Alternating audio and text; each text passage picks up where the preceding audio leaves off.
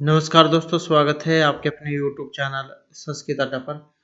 दोस्तों, आज की जो वीडियो इसमें हम करने वाले हैं आपका टीईटी पीजीटी में कोई सा भी एग्ज़ाम हो 2023 में, चाहे आपका स्टैट वाला एग्ज़ाम है या फिर एकलव्य मॉडल वाला एग्ज़ाम है या फिर DT+B वाला एग्ज़ाम है। तो यहाँ पर जो हम ये प्रैक्टिस सेट कर रहे हैं आपके सभी एग्ज़ाम के लिए ये वेरी वेरी इंपॉर्टेंट है, चाहे संस्कृत का कोई सी भी एग्ज़ाम हो। तो सभी के लिए महत्वपूर्ण है। और अगर आप हमारी इनसे पहले वाली वीडियो को अगर आप देखना चाहते हैं तो इसे आप हमारे चैनल की प्लेलिस्ट में जाकर देख सकते हैं। वहाँ पर जो इनके अलावा भी आपको और अन्य जो वीडियो है वही मिल जाएंगे। तो हमारा जो यहाँ पर पहला क्वेश्चन है, किरात अर्जुनीय किरात है का। ये जो किरात अर्जुनियम जो है इसमें किरात शब्द आया है, ये किन के लिए आया है। अब इस क्वेश्चन को देखने से पहले हम जो यहाँ पर किरात अर्जुनियम जो आया है इनके बारे में थोड़ा सा देख लेते हैं, उसके बाद फिर हम अपने जो क्वेश्चन है उनको शुरू करेंगे।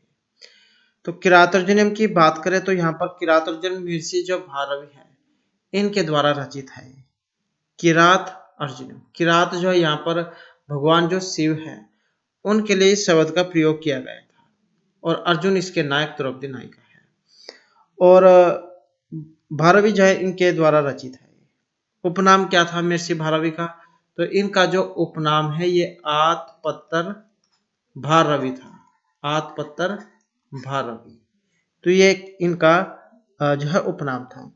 समय भी एग्जाम में कई बार आ जाता है, तो 600 ईस्वी जो इनका समय माना गया है। जितने भी आचार्य हैं लगभग में इनका समय आता है, क्योंकि एग्जैक्ट डेट तो है नहीं, जैसे आज के समय में जन्म प्रमाण पत्र होता है। तो लगभग जो इसके आसपास माने जाते हैं, तो 600 के आसपास। काव्य प्रकार की बात करें तो इनका जो काव्य है महाकाव्य है, बृहत्त्रयी जो उसमें आता है, किरात अर्जुनियम और ये शिशुपाल वध है और नैषधीय, ये तीन आते हैं बृहत्त्रयी में। और एक जो एग्जाम में क्वेश्चन यहाँ से आता है किरात अर्जुनियम के बारे में कि कहाँ से लिया गया है, तो महाभारत जो उसमें से लिया गया है। महाभारत क्योंकि 18 पर्वों में है, तो उसके अंतर्गत एक जो वन पर्व आता है उसमें आता है वन पर्व, तो वहां से ली गई है किरात अर्जुनियम। अब यहाँ से एक एग्जाम में क्वेश्चन आता है सरग और श्लोकों का। तो किरात अर्जुनियम जो है इसमें कितने सरग हैं, 18 सरग हैं। और एक एग्जाम में श्लोक आते हैं, तो श्लोकों की संख्या इसमें 130 है। और एक क्वेश्चन एग्जाम में आता है यहाँ से छंद का, तो छंद जो है इसमें 25 है। 25 छंदों का प्रयोग हुआ है, जिसमें वसंत छंद और मालिनी छंद, मालिनी मालिनी, तो ये दो छंद इसमें प्रयोग हुए हैं, वसंत और मालिनी। जहां पर युद्ध लड़ाई का वर्णन होता है तो वहां पर समझ जाइए कि उसमें वीर रस है। तो कौन सा रस है उसमें, वीर रस है। रीति की बात करें तो इसमें पंचाली रीति और प्रसाद गुण है। और अलंकारों की बात करें तो इसमें तीन तो थे शब्द अलंकार, 3 शब्द अलंकार, और 60 है अर्थ अलंकार, और 7 है चित्तराक्षर, चित्तराक्षर। तो इनका प्रयोग यहाँ पर इसमें हुआ है। ये थोड़ी सी जानकारी है जो एग्जाम के लिए वेरी वेरी इंपॉर्टेंट है, क्योंकि ये ज्यादातर एग्जाम में आती ही आती है। तो यहाँ पर क्वेश्चन था किरात अर्जुनियम में किरात कौन है, तो भगवान शिव जो है उनके लिए इस शब्द का प्रयोग होता है। इसमें अर्जुन और शिव जो है उनके युद्ध का वर्णन है। और एक एग्जाम में जो है अस्त्र के बारे में भी आया था कि अर्जुन ने भगवान शिव से कौन सा अस्त्र जा प्राप्त किया था। तो अर्जुन से प्रश्न होकर भगवान शिव जो उन्होंने पाशुपत जो अस्त्र है ये दिया था। तो ये भी कई बार जो है देखने को मिला है एग्जाम में, तो ये भी जो आपको पता होना चाहिए। उसके बाद है सुभाषितम हरिविस्ति दोगुलात न दुर्जनस्यार करिपो इव अमृतम इति केन कवि न उक्ता। तो ये पंक्ति जो है यहाँ पर ये वाली पंक्ति किन कवि की है, महर्षि वेदव्यासेन, कालिदासेन, महर्षि भाणभट्ट कविना या भासेन। और इस पंक्ति के संबंध को देखें तो कहाँ से ली गई है, और ऑप्शन रहेगा इसमें सी वाला। तो महर्षि भाणभट्ट जो है उनके द्वारा है। उनके द्वारा रचित है।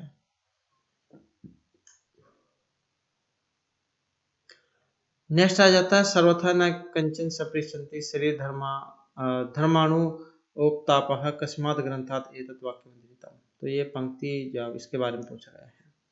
तो 10 कुमार चरितम, हर्ष चरितम, नैषधीय चरितम या कादम्बरी, तो कहाँ से ली गई है। और इसकी बात करें तो ऑप्शन रहेगा डी वाला, तो कादम्बरी जो कथा है उसमें से आई है। किनके द्वारा रचित है कादम्बरी, महर्षि बाणभट्ट के द्वारा। और पंक्ति में क्या कहा गया था, सर्वथा न कंचन सपृच्छन्ति, कि ऐसा कभी हो ही नहीं सकता किसी भी शरीरधारी को पीड़ाएं बिल्कुल स्पर्श ही न करे। सर्वथा सब प्रकार से न कंचन सपृच्छन्ति, स्पर्श नहीं करती है। तो क्या ऐसा कभी नहीं हो सकता कि किसी भी शरीरधारी को पीड़ाएं बिल्कुल भी स्पर्श न करे, मतलब किसी का चोट लगती है दुख तो से होता ही जरूर है, चाहे कोई भी हो। तो ऐसे तो है नहीं कि वो वीर पुरुष है उसको चोट नहीं लगेगी या उसको दुख नहीं होगा। नेक्स्ट आ जाता है ज्ञानवान विदग्धुर ब्रह्मापि नरम न रंजति। पद्य का अलंकार है, अतिशोक्ति व्यतिरेक दीपक या प्रस्तुत प्रशंसा अलंकार है। तो इसमें अलंकार कौन सा है, और इसमें जो माना गया है ऑप्शन है ये वाला।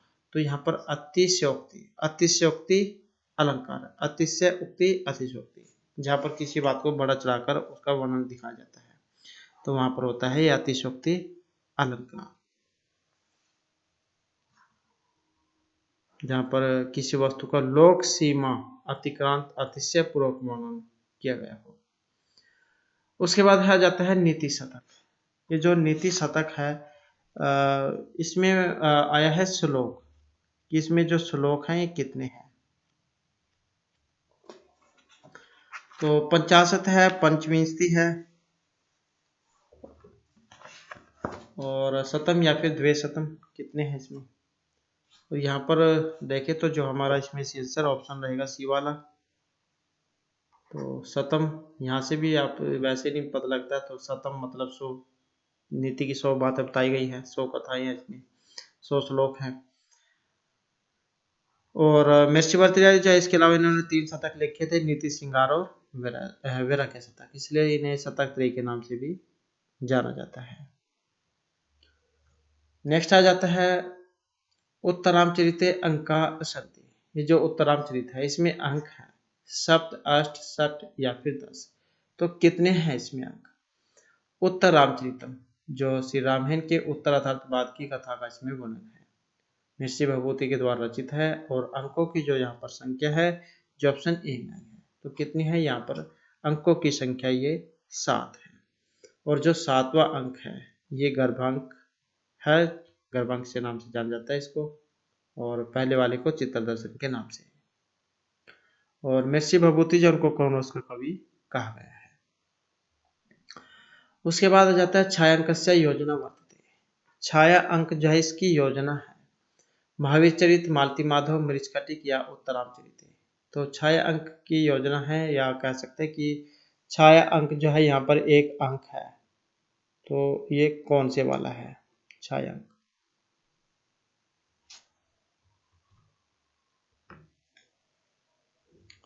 तो ये जो छायांक है, छायांक किस में आया है, और जो छायांक है ये उत्तरांचरित में आया है।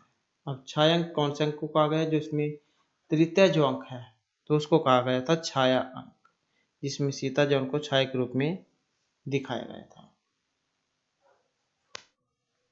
क्योंकि तीसरा जो अंक है इसमें शुरू से लेकर और लास्ट तक, अंत तक सीताराम के साथ छाया के रूप में रहती है।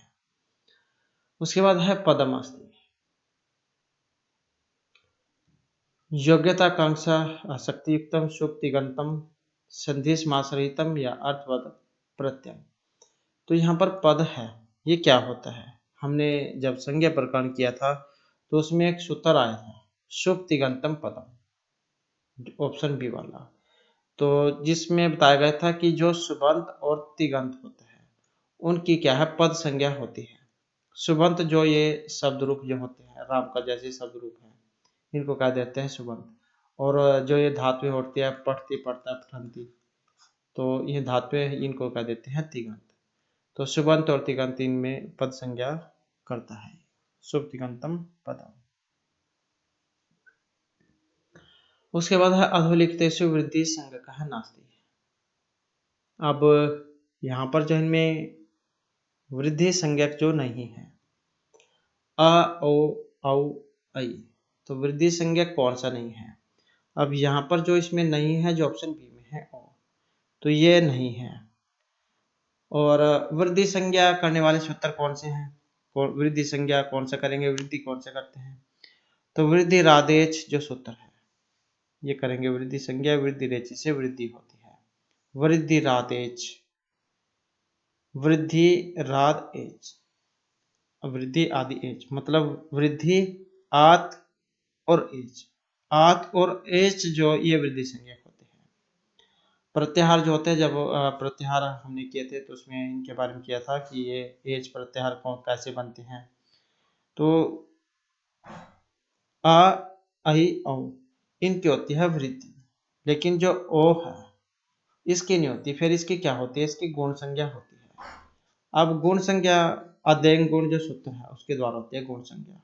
अध्ययन गुण से गुण संज्ञा, आदि गुण से गुण होता है, तो इसकी होती है।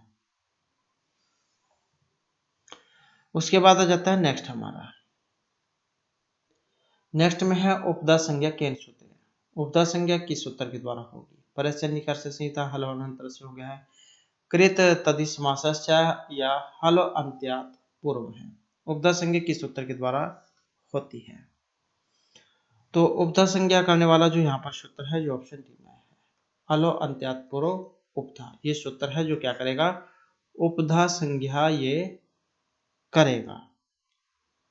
अंतिम अल के ठीक पहले वर्ण की उपधा संज्ञा होगी। जैसे राम है, राम के जब हम वर्ण विच्छेद करते हैं तो र प्लस में क्या होता है? आ, और म प्लस में आ, तो ये क्या है? माँ की उपधा संज्ञा होगी। तो अंतिम वर्ण से जो पहला वर्ण है उसकी उपधा संज्ञा होती है हल अलो अंत्यात पूर्व उपधा सूत्र के द्वारा। अंतिम अल के ठीक पहले वर्ण की उपधा संज्ञा होगी। उसके बाद आ जाता है परोप संधि उदाहरण अस्ति। परोप संधि का उदाहरण है प्रारस्ति, उपैति, उपाधते या प्रेजते। तो कौन सा है? अब यहाँ पर देखें तो जो ऑप्शन आया है डी में प्रेजते, ये वाला है। अब इसके संधि विच्छेद भी कई बार आ जाता है, तो प्र प्लस में एजते, यही होता है इसका संधि विच्छेद, प्र प्लस में एजते प्रेजते। और सूत्र कौन सा है? तो इंगी परूपम सूत्र है, इंगी पर रूपम, इंगी परूपम। तो ये वाला सूत्र है जो क्या करेगा? प्रूफ करेगा। इस ये जो सूत्र इसके अनुसार अवर्णांत उपसर्ग के बाद यदि एंग आदि धातु हो तो अवर्ण एंग के स्थान पर परूप एक आदेश हो जाता है। अब ये एंग कौन से होते हैं? तो इनके लिए आपको प्रत्याहार पढ़ने पड़ेंगे, तभी आपको इनके बारे में सही से पता लगेगा कि कौन से होते हैं। तो ये दो है इसके उदाहरण, एक तो यही है प्रेजते, एक और उदाहरण है इसका जो वेरी वेरी इंपॉर्टेंट है, उपोस्ति, उपोषति, ये वाला ये उपोस्ति है यहाँ पर। तो ये दो उदाहरण है, प्रेजते और उपोस्ति, हिंगी पर के। उसके बाद आ जाता है स्टोनाशु इति सूत्रस्य उदाहरण भवति। ये जो स्टोनाशु जो है इस सूत्र का उदाहरण है अजंतः, रामषष्ठः, तच्च या लब्ध है। और स्टोनाशु क्या करता है? स्तुत्व करता है, जैसे रामश्चिनोति है ये वाला सूत्र। तो स्टोनाशु जो सूत्र है स्तुत्व करता है। और इसका जो यहाँ पर उदाहरण की बात करें तो ऑप्शन आएगा बी वाला, तो रामस षष्ठ है, ये बनेगा। संधि विच्छेद भी कई बार आ जाता है, तो ये हो जाएगा रामस और प्लस में षष्ठ है, रामस प्लस में षष्ठ है।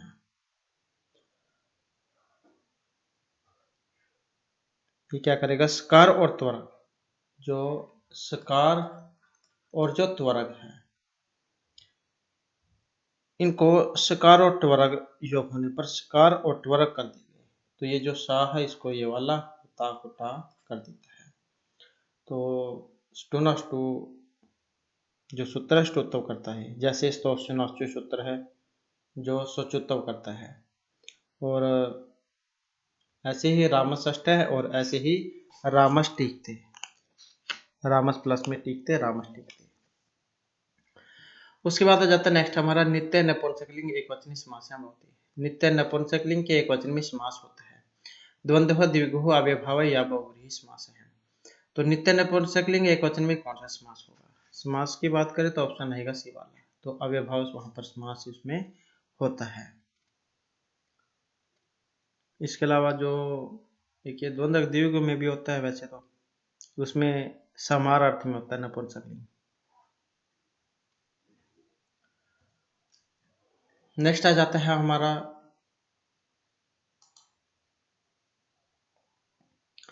द्रोम अपाय पदम इत्यत्र द्रोम पदस्य अभिप्राय है। तो ये जो द्रोम है, इसमें द्रोम का क्या अर्थ है? अपाय भी आता है एग्जाम में, वैसे तो ये अपाय जो दिया गया है स्थिर निश्चितम स्थिरभूतम या अवधिभूतम, तो इसका अर्थ जो है यहाँ पर ऑप्शन डी में आया है। तो द्रोम का मतलब यहाँ पर अवधिभूत से लिया गया है। और अपाय, अपाय का मतलब होता है अलग होना, ये भी बहुत ज्यादा एग्जाम में पूछा जा चुका है। अपाय विश्लेष मतलब है इनका अलग होना। तो जुदाई अर्थ में प्रयुक्त होते हैं पंचमी विभक्ति में, द्रोम अपाय पदम। उसके बाद जो नेक्स्ट आ जाता है हमारा यहाँ पर सत्संज्ञक है, वेरी वेरी इंपॉर्टेंट है ये वाला भी। सत्संज्ञक है यहाँ पर कत कतवतु मतुप वतुप सत्री सानच या फिर तव्यत तव्य तव्यत अन्य। तो सत्संज्ञा कौन सा है यहाँ पर, और इसमें जो हमारा माना गया है ऑप्शन सी वाला, तो सत्री सानचो ये सूत्र है जो सत्संज्ञा जिनकी होती है। और एक एग्जाम में आता है कि ये कौन से काल में प्रयुक्त होता है, तो वर्तमान काल जो है उसमें इनका प्रयोग किया जाता है सत्रिसानस प्रत्यय का, और सत संज्ञा की होती है। जैसे कत कतवतु निष्ठा जो सूत्र है वो उसकी निष्ठा संज्ञा करता है।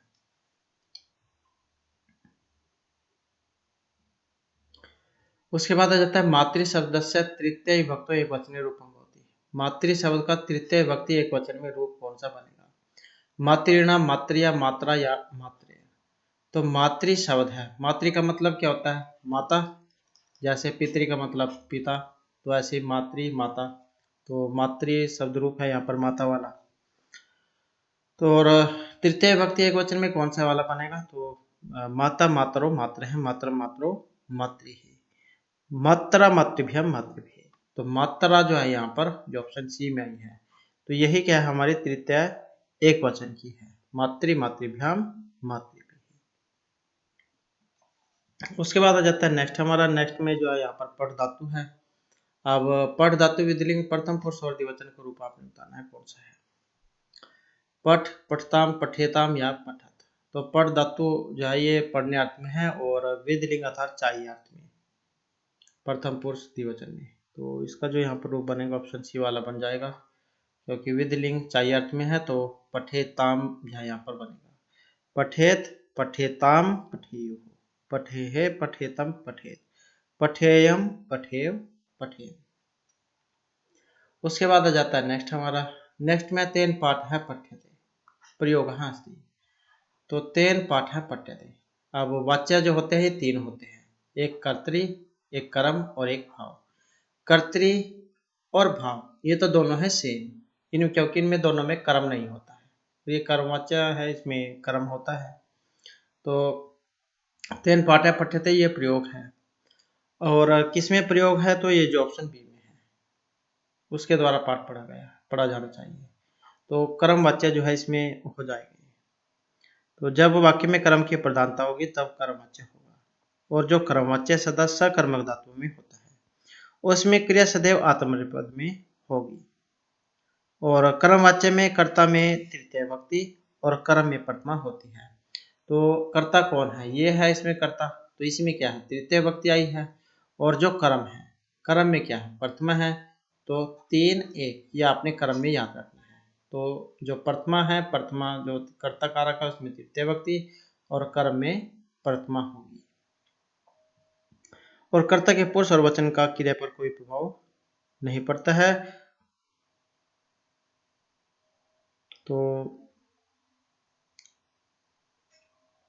यहाँ पर तृतीय और एक वचन और ये परधातु या आत्मनेपद में बनती है, तो कर्मवाच्य जो उसका है।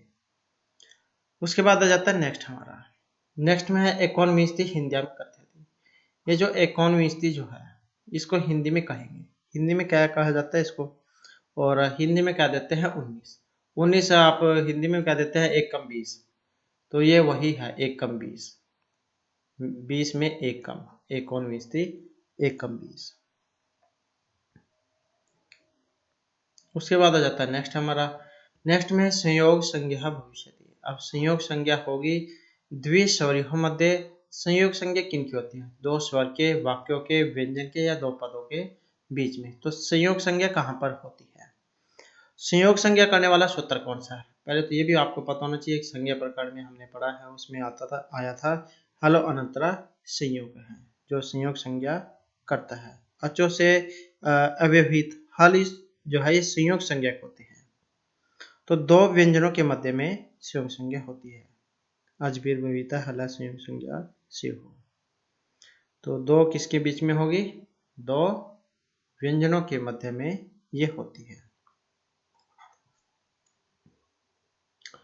उसके बाद है अधोलिखितानाम कस्मिन् पदे संहिता संज्ञा प्रयुक्ता। तो यहाँ पर जो संहिता संज्ञा है ये प्रयुक्त होती है। अब किसमें है, उपेंद्र है, रामस्य, कमलम या अचल है, तो किसमें है। अब यहाँ पर देखें तो ऑप्शन रहेगा ए वाला, तो किसमें है, उपेंद्र में है। उप प्लस में इंद्र है, उपेंद्र है। अब ये तो बात हो गई यहाँ पर संहिता संज्ञा की। संहिता संज्ञा वाला सूत्र परस्य निकर्ष संहिता। वर्णों में अत्यंत समीपता होने की स्थिति में संहिता संज्ञा होती है। अब सूत्र जब संहिता संज्ञा तो चलो इसमें हो गई। अब गुण संधि संधि कौन सी है, तो गुण संधि है। उप प्लस में इंद्र, प जो है उप, प में क्या है अ, और इंद्र में क्या है ई है, ई। अ और ई में क्या है, ए गुण होता है, ए गुण हो जाएगा। तो उपेंद्र उप प्लस में इंद्र उपेंद्र है। पहचान अगर आपको ये भी नहीं पता है कि क्या होता है, उप में अ है या ई है, तो आप सीधी एक बात याद रखें, जिसके ऊपर एक मात्रा है वहां पर गुण संधि होगी। नेक्स्ट है स्वर्ण संज्ञा भवती। स्वर्ण संज्ञा होती है मुख नासिका वचन नासिका द्वय स्वरिति हो, द्वय अनुदाती हो या तुल्य प्रतिनि हो। तो यहाँ पर जो इसमें से आंसर जो हमारा बनेगा ये हो जाएगा ऑप्शन डी वाला, तुल्य प्रतिनि हो। तो इनकी होती है तुल्य प्रथम स्वर्णम, ये सूत्र है जो क्या करेगा, स्वर्ण संज्ञा करेगा। तालवादी स्थान और अभ्यंतर परिवर्तन, ये दो जिस वर्ण के तुल्य हो तो वर्ण आपस में स्वर्ण संज्ञक होते हैं। जैसे अ या आ को उच्चारण स्थान कंठ है और दोनों का विपरीत स्थान भी है, इसलिए दोनों की आपस में स्वर्ण संज्ञा हो जाएगी। तो तुल्य प्रथम स्वर्ण, स्वर्ण ग्राहक सूत्र है, स्वर्ण संज्ञा करने वाला। नेक्स्ट है निम्नलिखितेषु वर्णेषु ईसद सपृष्ठ वर्ण चेतव्य। ईसद सपृष्ठ वर्ण कौन से होते हैं, आपने हिंदी में तो पढ़ा होगा ईसद सपृष्ठ होते हैं, लेकिन ये संस्कृत में ईसद सपृष्ठ किनको कहा जाता है, जो अंतस्थ जो वर्ण होते हैं या वर्ण उनको कह देते हैं ईसद सपृष्ठ वर्ण, जो यहाँ पर ऑप्शन बी में दे दिए गए हैं, यारा वर्ण। नेक्स्ट आ जाता है मध्वरी। यहाँ पर सीता संज्ञा को वर्ण होता है, सीता संज्ञा करने वाले वर्ण कौन से हैं, मध्वरी। संधि विच्छेद क्या बनता है इसका, मधु प्लस में अरि, यही बनता है, मधु प्लस में अरि। तो यहाँ पर क्या है, ओ है और ये अ है, तो इसी में होती है। तो क्या होगा, मधु प्लस में अरि मधुवरी। ओ और अरि शब्द के अ की संहिता संज्ञा होगी, परस्य निकर्षा संहिता जो सूत्र है उसके द्वारा। तो ये संधि विच्छेद भी आ जाता है एग्जाम में, तो वो भी आपको पता होना चाहिए। मधुवरी, मधु प्लस में अरि मधुवरी, यह संधि जो होती है उसमें आता है। मधुवरी, शुद्धि, उपास्य, ये सारे इसमें आते हैं।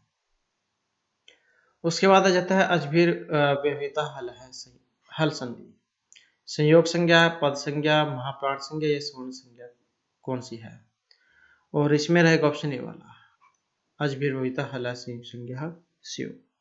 हलो अनंतराय संयोग है ये सूत्र है जिसकी आगे ये व्याख्या है कि अचों के विधान से रहित वर्णों की संयोग संज्ञा होती है। नेक्स्ट आ जाता है लघु सिद्धांत कौमुदी के कृता। लघु सिद्धांत कौमुदी जो इनके रचनाकार हैं महर्षि पाणिनि, पतंजलि, भट्टोजी दीक्षित या फिर वरदराज दीक्षित। तो लघु सिद्धांत कौमुदी और लघु सिद्धांत कौमुदी के जो रचयिता है ये वरदराज दीक्षित है। और ये तो इनके हो गए। अब भट्टोजी दीक्षित इनकी जो ये सिद्धांत कौमुदी है, लघु सिद्धांत कौमुदी वरदराज दीक्षित की है और जो सिद्धांत कौमुदी है भट्टोजी दीक्षित की है। महर्षि पाणिनि को आप जानती है अष्टदायी के लिए जाने जाते हैं और पतंजलि योग शास्त्र के लिए। उसके बाद आ जाता है नेक्स्ट में पाणिनि शिक्षा में विसर्ग से उच्चारण स्थान। महर्षि पाणिनि की शिक्षा में जो विसर्ग है इनका उच्चारण स्थान जिह्वा, कंठ, गल प्रदेश या जिह्वामूलम, तो कौन सा है?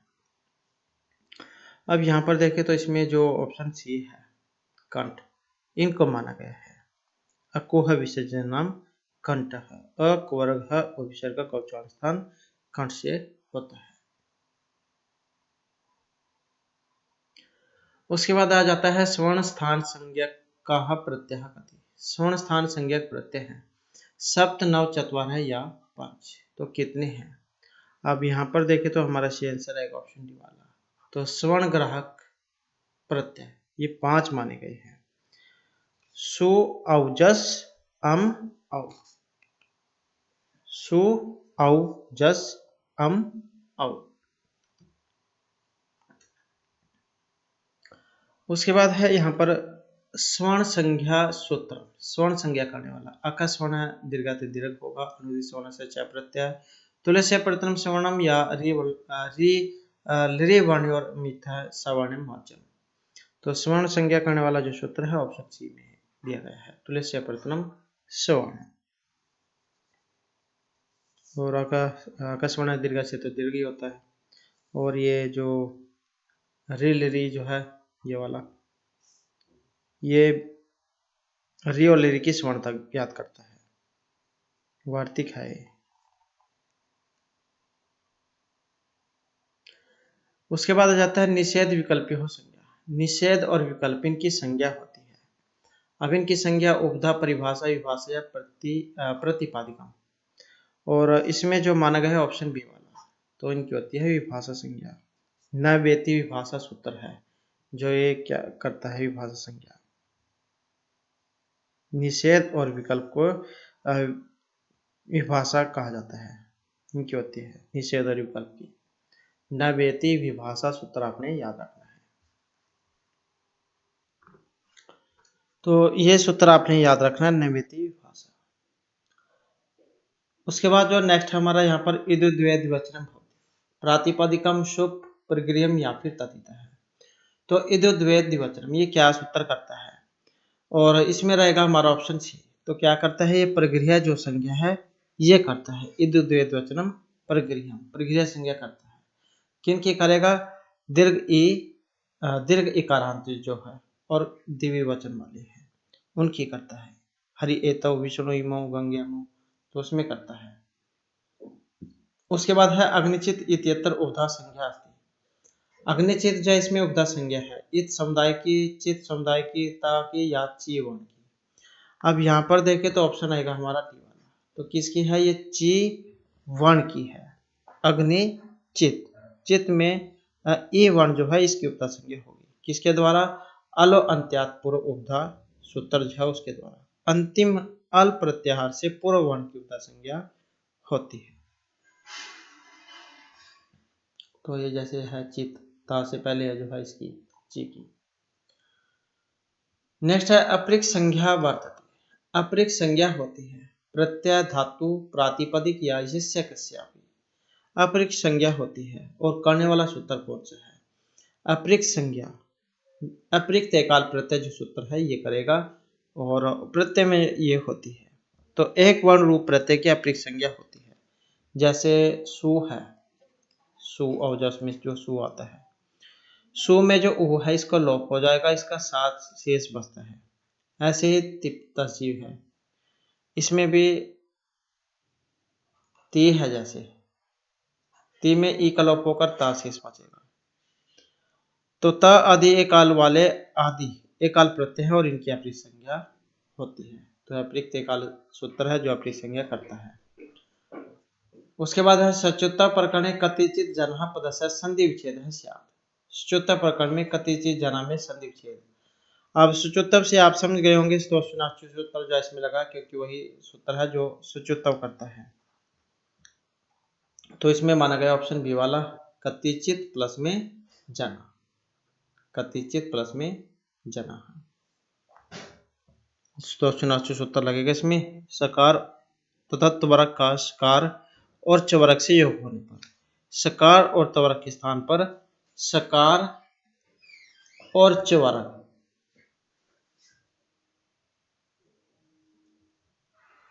तो ये करेगा, इसलिए ता के स्थान पर जा होकर कतिचित जनहा बना है।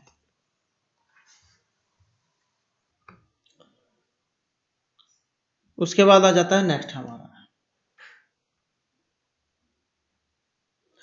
स्टुनष्टुः सूत्र अनुसार अधिष्ठाता पदस्य संधि विच्छेद।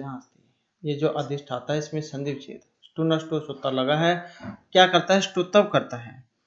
और ष्टुत्व का मतलब क्या है, तो ष्टुत्व का मतलब जैसे सकार और त्वरक है तो सा को मूर्धन्य सा जो है ये कर देगा और ता को टा कर देगा, तो ये काम करता है। तो इसका कौन सा बनेगा यहाँ पर, संधि विच्छेद। और इसका जो बना है ऑप्शन सी वाला बना है, अधिश प्लस में ठाता, अधिष्ठाता, सा को कर देगा ये मूर्धन्य सा, षटकोण वाला कह देते हैं जिसे, मूर्धन्य सा होता है। उसके बाद है अतिहिमम पदस्य समास विग्रह स्यात्। अतिहिमम का समास विग्रह होगा, हिमस्य अधिक्यम हिमम अतिक्रम्य हिमम प्रत्यय या हिमस्य आते हैं। अब इसका देखें तो कौन सा है, जो ऑप्शन सी में आया है, हिमस्य अत्य है। हिम क्या, हिम किसको कह देते हैं, हिम कह देते हैं बर्फ को, बर्फ की अधिकता।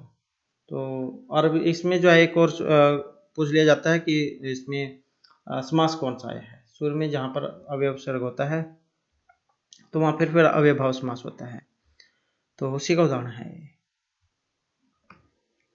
तो अतिहिमम हिमस्य अत्य है, अव्यय विभक्ति समीप समृद्धि वाला सूत्र है जो अव्ययभाव समास में लगता है। हिम गस अतिशु, ये इसका अलौकिक विग्रह है और ये इसका लौकिक विग्रह दिया गया है, हिमस्य अत्य है। नेक्स्ट आ जाता है देवदत्ताय रोचते मोदकः सौदत्ते चापूपः उक्त उदाहरणे प्रियमाणः का वर्तते। देवदत्त मोदकः सौदत्ते और अपूप है, तो मोदकः है, देवदत्त है, सौदत्ते या अपूप है, कौन से वाला है यहाँ पर, प्रियमाण। प्रियमाणा जो है यहाँ पर आया है जो ऑप्शन बी में है, देवदत्त, क्योंकि कौन खुश हो रहा है लड्डू मिलने से, देवदत्त। मोदक क्या मतलब लड्डू, रुच धातु, अब रुच धातु में क्या होती है, ये चतुर्थी विभक्ति होती है, तो देवदत्ताय में कौन सी है, चतुर्थी है, तो यही हो जाएगा इसका। अब सूत्र कौन सा है रुच धातु में, रुच्यर्थमान, रुच्यर्थनाम प्रियमाण है, ये सूत्र है जो इसमें लगता है और संप्रदान संज्ञा चतुर्थी विभक्ति करता है। नेक्स्ट है ग्रामस्य निकटम गहनवनमस्ति तत्र निवसन्ति ते लुण्ठकाः अस्मिन् वाक्ये प्रवृत्तं सूत्रमस्ति। गांव जो है उसके पास में बहुत ही गहरा जंगल है जहाँ पर चोर निवास करते हैं, रहते हैं, तो इसमें सूत्र कौन सा लगेगा। वैसे नहीं समझ में आता है, कई बार आप विभक्ति से भी देख सकते हैं, जैसे ग्रामस्य है और निकटम है, षष्ठी विभक्ति में जैसे रामस्य बनता है, तो इस उत्तर कौन सा यहाँ पर लगा है, और सूत्र लगा है ऑप्शन डी वाला, दूर अंतिक अर्थे षष्ठी अनत्रस्याम। अनत्रस्याम का मतलब विकल्प से होता है, दो रूप इसमें बनते हैं। तो ग्रामस्य निकटम गहनवनमस्ति तत्र निवसन्ति ते लुण्ठकाः, तो ये दूर अंतिक अर्थे षष्ठी अनत्रस्याम जो तो इसमें लगेगा। दूर और अंतिक अर्थ वाले शब्दों के योग में विकल्प से षष्ठी होगी। अब जो यहाँ षष्ठी नहीं होगी फिर कौन सी लगेगी, तो फिर इसमें पंचमी लगेगी। विकल्प से है तो यह तो पंचमी या फिर षष्ठी, वो आप देख लेना एग्जाम में कौन सा उदाहरण दिया गया है उसमें, या तो पंचमी को होगा या फिर षष्टमी को होगा। ग्राम्यस्य जो है यहाँ पर दिया गया है, इसकी जगह पर फिर आपको जैसे रामात बनता है, क्योंकि ये अकरंत है तो एक जैसे ही बनेंगे सबके रूप, तो फिर ग्रामात आपको देखने को मिलेगा। तो ये तो ग्रामस्य होगा या फिर ग्रामात होगा। नेक्स्ट आ जाता है ब्रह्मचारी काष्ठपीठ दिश्यते रेखांकित पदस्य शुद्ध रूपम अस्ति। काष्ठपीठ है ना, काष्ठपीठम है, काष्ठपीठाई है या काष्ठपीठ आता है, तो इसमें कौन सा आएगा? ब्रह्मचारी काष्ठपीठ दिश्यते, लकड़ी की जो पीढ़ी होती है, पीढ़ा क्या देते हैं देसी भाषा में, उस पर बैठते हैं। और इसमें जो रहेगा ऑप्शन बी वाला काष्ठपीठम। तो ये जो अधि सिंह था साम कर्म, ये जो सूत्र है, इस सूत्र के आधार पर यदि सिंह था आस, इनसे पहले अधि उपसर्ग लगा हो, तो उसका आधार क्या हो जाता है? कर्म संज्ञा वाला, तो वो कर्म में चला जाता है। जैसे सी धातु है यहाँ पर, इससे पहले आदि लग चुका है। वैसे तो क्या है, उसमें है सप्तमी में, लेकिन यहाँ पर ये जो सी धातु है इससे पहले क्या है? सिंह धातु है इसमें, ये वाली। तो इससे पहले आदि लग गया है, तो इसका मतलब फिर वो कर्म कारक में चला गया है। सूत्र रहेगा अधि सिंह स्थासाम कर्म, ये वाला। तो फिर इसमें कर्म संज्ञा इसकी होगी। वैसे तो सप्तमी बन रहा है, लेकिन इसके कारण ये द्वितीय वक्त में चला गया है। उसके बाद आ जाता है लभ्यम इति पदे प्रकृति प्रत्युष्ठा। लभ्यम इसमें कौन सा है और इसमें कौन सा बनेगा? तो यहाँ पर जो ऑप्शन ए में आया है लभ प्लस मियत, यही बनेगा इसका, लभ प्लस मियत लभ्यम। और सूत्र कौन सा है, कौन से ये मतलब जैसे प्रत्यय तो यत है इसमें, अब यत करने वाला भी कहीं बना जाता है कि सूत्र कौन सा लगेगा, तो पौर उपधात ये सूत्र है एक जो इसमें यत प्रत्यय करता है। और ता जितने भी हैं ये सारों में ता है या पा है, जो भी हलंत होगा उसका तो लोप हो जाता है, उससे पहले वाला बच जाता है। तो यत में ता जो है इसका लोप होकर या शेष बच जाएगा। उसके बाद फिर हलंतम से संज्ञा होगी, तस्य से लोपे से लोप होगा, उसके बाद बनता है या। और लव धातु यत प्रत्यय, यत में या शेष बचेगा। और उसके बाद हमें माँ चाहिएगा, यहाँ पर माँ के लिए अतो में एक सूत्र है, ये वाला अतो अम, ये वाला सूत्र है जो माँ करता है। नेक्स्ट आ जाता है हमारा दृश्य धातु। दृश्य धातु तुमन प्रत्यय योगेन शब्द है निष्पत्ति। अब ये दृश्य धातु देखने आती है और इसमें तुमन प्रत्यय लगा होना चाहिए, कौन सा रूप बनेगा फिर इसका लगा। तो दृश्य धातु में जब हम यहाँ पर तुमन प्रत्यय जोड़ेंगे तो द्रष्टुम जो है इसका रूप बनेगा। कौन से वाला बनेगा? जो यहाँ पर ऑप्शन अब यहाँ पर देखें तो ये दुष्टुम है और ये द्रष्टुम है, तो यही जायज का हो जाएगा।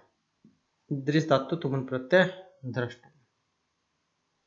तुमन जो है इसमें वैसे ही तुमन प्रत्यय जैसे यह है, इसका तो लोप ही हो जाएगा। और ना को हलंत्यम से इत संज्ञा होगी, तस्य लोपे से लोप होगा। उसके बाद बच गया ये तुमु, फिर मु जो है इसमें जो ऊ है इसकी उपदेश से अनुनासिक इत से संज्ञा होगी, फिर तस्य लोपे से लोप होगा। उसके बाद बचेगा इसका तुम, ये वाला शेष बचेगा तुम। फिर उसके बाद बनेगा द्रष्टुम। एग्जाम में बस इसके सूत्र ही पूछ जाते हैं, सिद्ध करना नहीं आएगा, तो ये आपने याद रखना है। द्विज धातु तुम प्रत्यय द्रष्टुम बनेगा इसका। उसके बाद आ जाता है स्वस्थ प्लस में कथ होने पर कौन सा शब्द बनेगा? तो इसका कौन सा बनेगा? और इसका जो बनेगा यहाँ पर जो ऑप्शन ए में आया है स्वस्थ धातु है और कथ प्रत्यय है, तो इसका बनेगा शुष्क है। अब शुष्क का एक सूत्र है जिससे होता है कथ।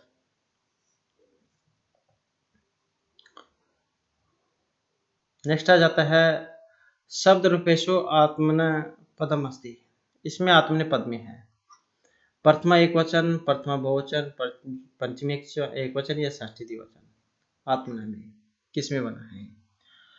और आत्मने में रूप कौन सा ही कई बार ये भी आ जाता है, तो आत्मन शब्द रूप है इसमें। आत्मन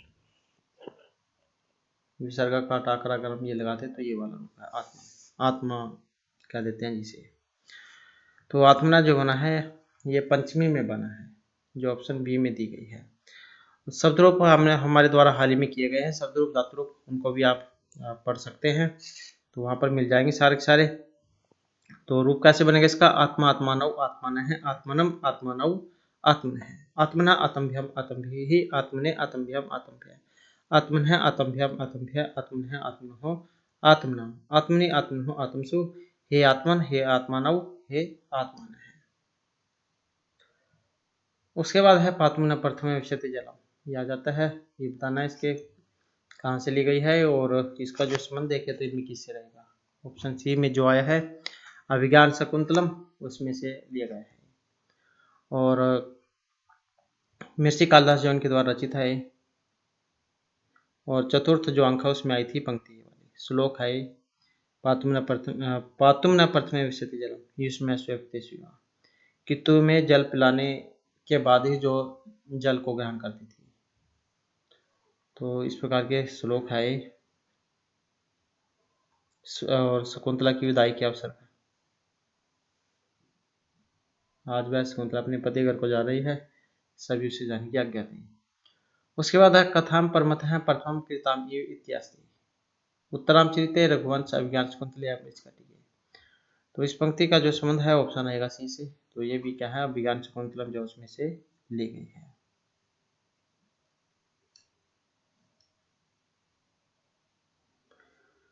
नेक्स्ट है महर्षि बाणभट्टेन विरचितम अस्ति, महर्षि बाणभट्ट के द्वारा रचित है। यहाँ पर कौन कौन से हैं जो ऑप्शन बी में आए हैं, हर्षचरितम हर्षवर्धन जो उनके जीवन चरित्र के ऊपर लिखा गया था ये, और इसके अलावा कादम्बरी, पार्वती परिणय, मुक्ताड़ितकम, चंडी शतकम, तो ये भी जो है महर्षि बाणभट्ट ने लिखे हैं।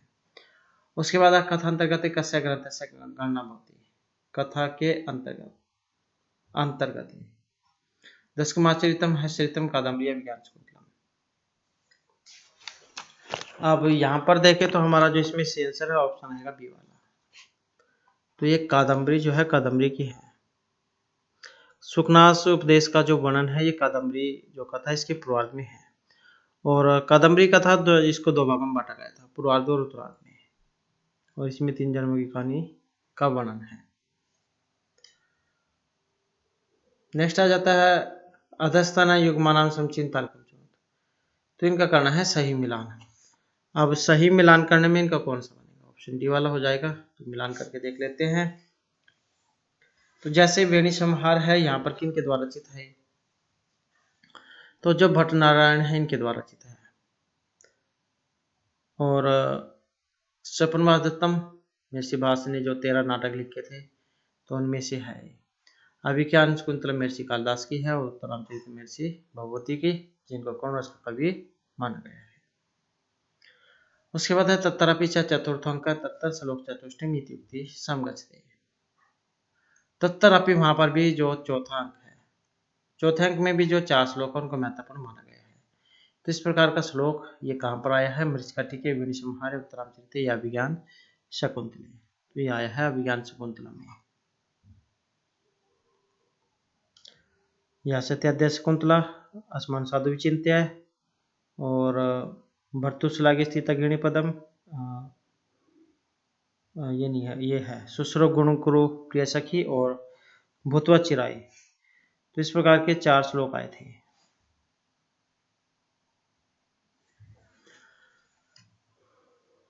नेक्स्ट है भर्तृहरि के नीति शतक में सदा मूर्खो अस्मि इति ज्वर इव मदह में व्यपगत है से क्या तात्पर्य ले गया है, किसमें नीति शतक में।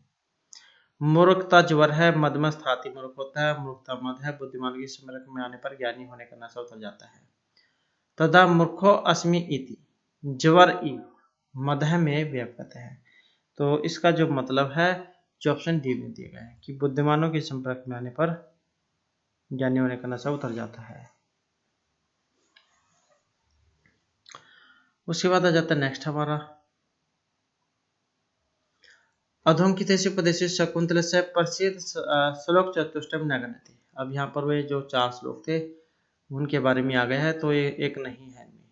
कौन से वाला है, पातुन प्रथम शुश्रूषव या सत्याध्याय या अनघ्रातम पुष्पम, जो नहीं है जो ऑप्शन डी में ही आया है अनघ्रातम पुष्पम, तो यही क्या इसमें नहीं है।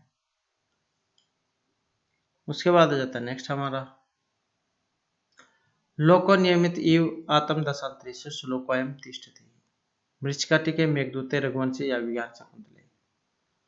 तो इस पंक्ति का जो संबंध है ऑप्शन किससे है? डी से है, तो ये भी अभिज्ञान शकुंतलम जो उसी में से ली गई है। उसके बाद हो जाता है नेक्स्ट हमारा छाया अंकस्य योजना वर्तते। छायांक की योजना महावीर चरित, मृच्छकटिक, मालती माधव या उत्तरामचरित में है। तो छायांक किसमें, जैसे कि हमने पहले क्वेश्चन आया था उसमें पढ़ा था उत्तरामचरित में, और जो तीसरा अंक है उसका नाम था छाया अंक, जिसमें सीता को छाया के रूप में दिखाया गया था।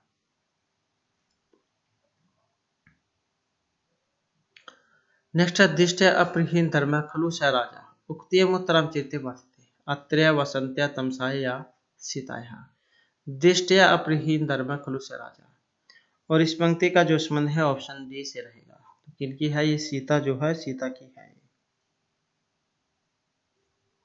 सीता जो है ये राम की बातें सुनकर कहती है कि भाग्य से वह राजा अभी भी धर्म से हीन नहीं हुए हैं, अर्थात धर्म को जानते हैं। उसके बाद आ जाता है कादम्बरी शब्द से प्रसिद्ध अर्थास्ति। कादम्बरी इसका प्रसिद्ध अर्थ क्या है? अप्सरा भीरु स्त्री मदिरा या कदम्ब धारणी। कादम्बरी, कादम्बरी जो है इसका अर्थ लिया गया है मदिरा से। ऑप्शन जो बी में आई है।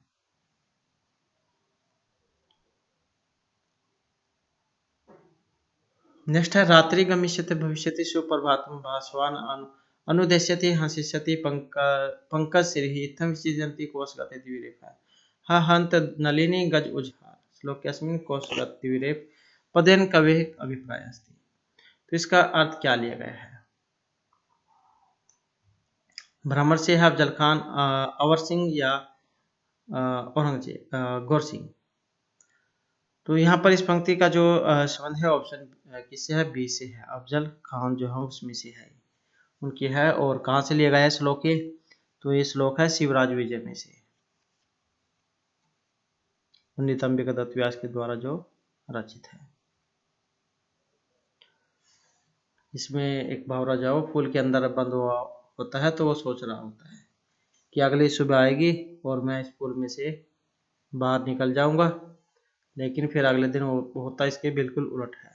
हाथी आते हैं, मदमस्त हाथी, और सारे फूलों को तोड़ देते हैं। तो अफजल खान जो है इनसे अभिप्राय लिया गया था। नेक्स्ट है लघुत्रयति संज्ञा प्रथितस्य काव्यत्रयस्य प्रणेता कवि ही वर्तते। क्षेमेंद्र हैं, जयदेव है, बिल्हन हो गए, या कालिदास हैं। और इसमें देखें तो ऑप्शन रहेगा डी वाला। तो कौन है? मिर्ची कालिदास। तो ये काव्यत्रय जो है इसके लिए जानते थे क्योंकि 3 काव्य लिखे थे इन्होंने, रघुवंश, कुमार संभव और मेघदूतम। उसके बाद है कविचिद मंदिराणी भिदंते कवचित तुलसी वनानि छिदंते कवचित दारा प्रियंते कवचित वनानि लुठंते गदांश को तहरीता है। तो ये लिया गया है पंक्ति जो आई है, कहीं पर मंदिर तोड़े गए, कहीं पर तुलसी वन को तोड़ा गया, कहीं पर जो स्त्रियां जो थी उनका अपहरण किया गया, और कहीं पर जो ये धन जो थे उनको लूटा गया था। तो इसका ये लिया गया है। और कहाँ से ली गई है पंक्ति? गद्यांश, और इस पंक्ति का संबंध रहेगा शिवराज विजय से। नेक्स्ट आ जाता है गुरुपी विरह दुखम आशबंध साहित्यति श्लोक लभ्यते मालविकाग्निमित्रे उत्तरामचरित विज्ञान शकुंतले या मेघदूते। इस पंक्ति का संबंध की बात करें तो किससे? ऑप्शन सी से रहेगा, अभिज्ञान शकुंतल। इसमें जो अनसुईया जो है ये कहती है कि विरह रूपी आशा बंधन बड़े से बड़े दुख को भी सहन करवा देते हैं।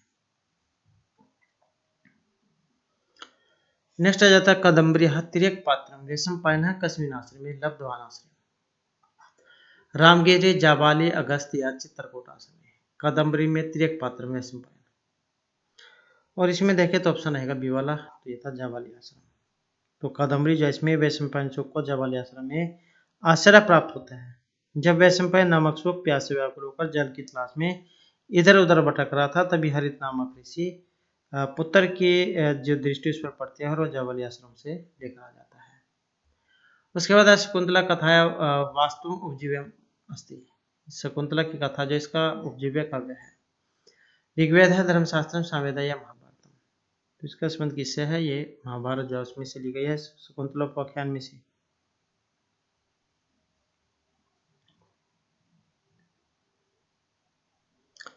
उसके बाद आ जाता है शिवराज विजय से काव्य विधास थी, अलंकार शास्त्र, महाकाव्य, उपन्यास या जंतु कथा साहित्यम। तो किस प्रकार की काव्य विधा है शिवराज विजय की? और इसका संबंध रहेगा ऑप्शन बी से। तो क्या है कि ये उपन्यास है।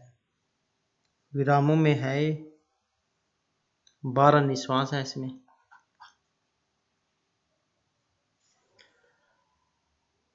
नेक्स्ट है शकुंतला उपाख्यानम कस्मिन पर्वणि उपलब्ध। ये जो शकुंतला उपाख्यान किस पर्व से हमें प्राप्त होता है? क्योंकि ये कहाँ से ली गई है? महाभारत में से ली गई है। महाभारत में क्या पर्व में है? कितने? 18 पर्व है। तो शकुंतला कौन से पर्व में से है? और इसका जो संबंध है ये आदि पर्व में से है, जो ऑप्शन ए में दी गई है। उसके बाद है कालिदासेन गीति में खंड काव्य में रचितम। ऋतुसंहारम, मालविकाग्निमित्रम, कुमारसंभवम या मेघदूतम। तो गीति काव्य कौन सा है? महर्षि कालिदास के द्वारा जो लिखा गया है। गीति काव्य की बात करें तो जो मेघदूत है यही आ जाता है इसमें। गीति काव्य हो या फिर खंड काव्य, दो खंडों में है, पूर्व और उत्तर में। 152 श्लोक है इसमें, 63 और 52, तो 115 श्लोक है इसमें, 115। और मंदक्रांता जो छंद है उसका प्रयोग हुआ है। तो इस प्रकार से जो हमारी आज की क्लास और ये महत्वपूर्ण क्वेश्चन थे, और नेक्स्ट वीडियो की इसमें आपके लिए नए जो महत्वपूर्ण क्वेश्चन लेकर आएंगे। और हमारे साथ अंत बनाने के लिए धन्यवाद।